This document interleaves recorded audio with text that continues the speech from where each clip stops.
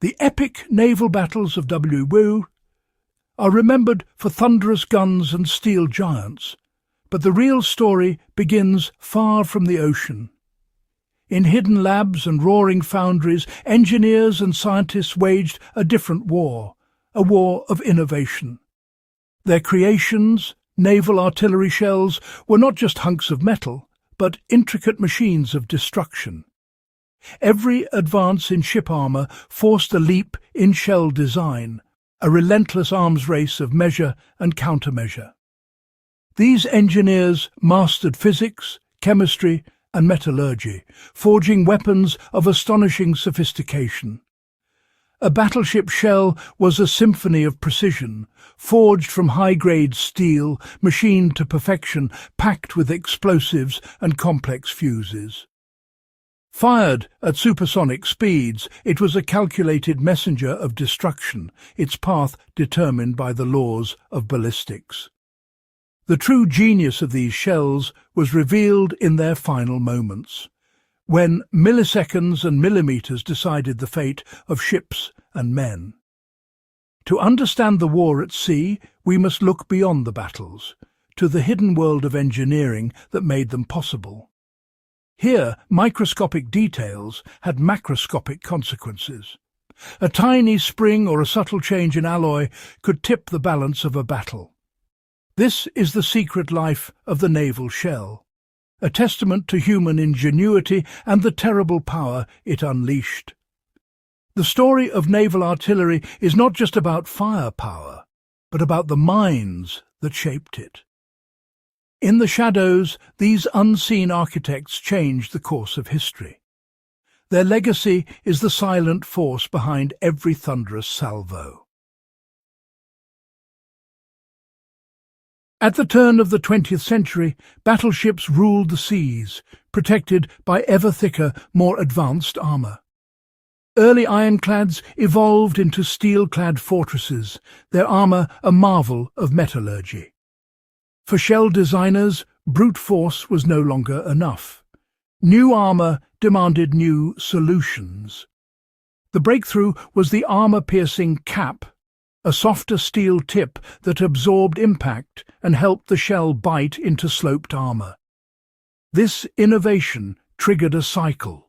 Stronger armour led to stronger shells and vice versa.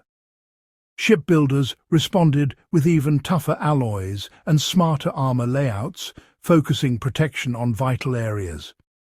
The all-or-nothing armour scheme meant shells had to defeat the thickest plates or do little damage at all. Shell engineers experimented with shape, steel composition, and cap design, always seeking the edge. Each new battleship was a claim of invincibility, each new shell a direct challenge. The result was a global arms race in physics and metallurgy, with every advance pushing the limits of technology. The goal, a shell that could survive impact, pierce the hardest armour, and deliver its explosive payload deep inside the enemy. This was the high-stakes chess game of naval warfare. Victory belonged to those who innovated fastest. Building a shell to defeat modern naval armour was a triumph of metallurgy.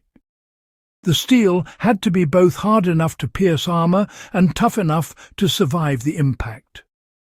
Metallurgists blended carbon steel with chromium, nickel and molybdenum, each element adding strength, toughness or resistance to brittleness.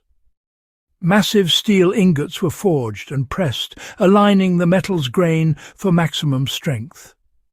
Heat treatment was critical. Shells were hardened, then tempered to relieve stress and balance hardness with resilience. The nose was often made harder than the body, creating a diamond-tough point with a shock-absorbing spine. Precision machining followed. Shells had to be perfectly aerodynamic and balanced, inside and out. Even a tiny flaw could ruin accuracy or cause catastrophic failure. Every shell was X-rayed, tested and measured before being filled with explosives. Only the best made it to the fleet. Each was a masterpiece of material science forged for a single devastating purpose. The process demanded exacting standards at every step. The result, a weapon that embodied the cutting edge of industrial science. In the foundry, as much as on the battlefield, the war was won or lost. The shell was the ultimate test of engineering under fire. Piercing armour was only half the battle. The real destruction came from the shell's explosive charge. The challenge: detonate at the perfect moment, deep inside the target. Early explosives were too weak or unstable.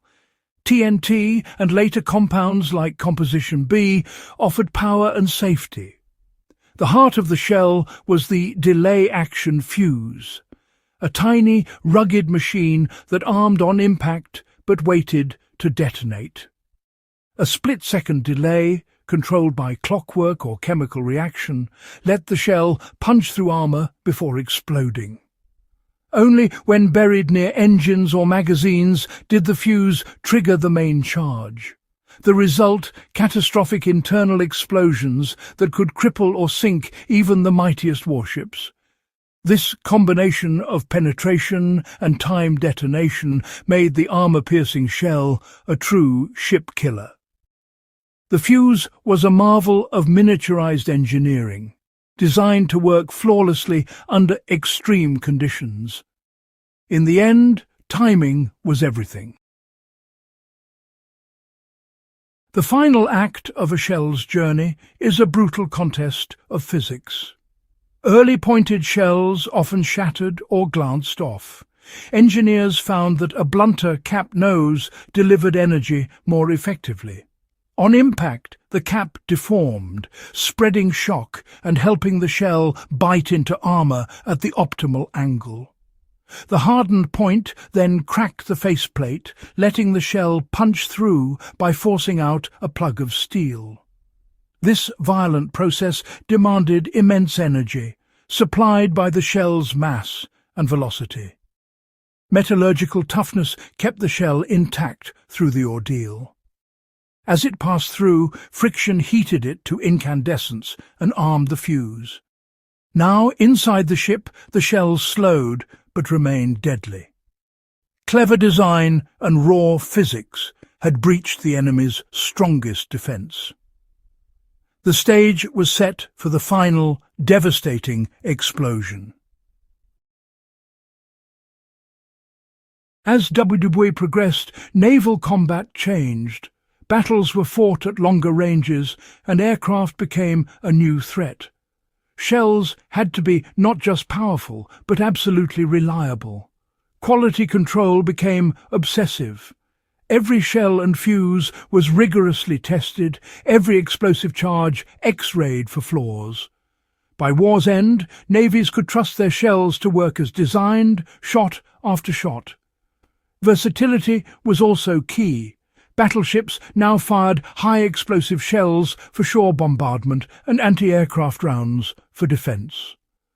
The biggest leap was the proximity fuse, a tiny radar in the shell's nose that detonated near aircraft, filling the sky with shrapnel. This revolutionized anti-aircraft fire, making it possible to shoot down fast-moving planes without a direct hit. The battleship became a multi-role platform, its guns adapted to every threat. The drive for reliability and versatility pushed naval artillery to new heights. These innovations foreshadowed the smart weapons of the future. The era of the battleship ended after WW2, but its technological legacy endures. The science of armour penetration lives on in modern anti-tank rounds and missiles. Metallurgy, perfected for shells, now strengthens jet engines and missile casings. Mechanical fuses evolved into today's smart weapon guidance systems. The proximity fuse was the first smart munition, ancestor to modern guided missiles and defensive systems. The relentless pursuit of precision, reliability and power shape the future of warfare. The great guns are silent, but their engineering spirit lives on in every modern weapon. The secret life of the naval shell is a story of innovation that still shapes our world.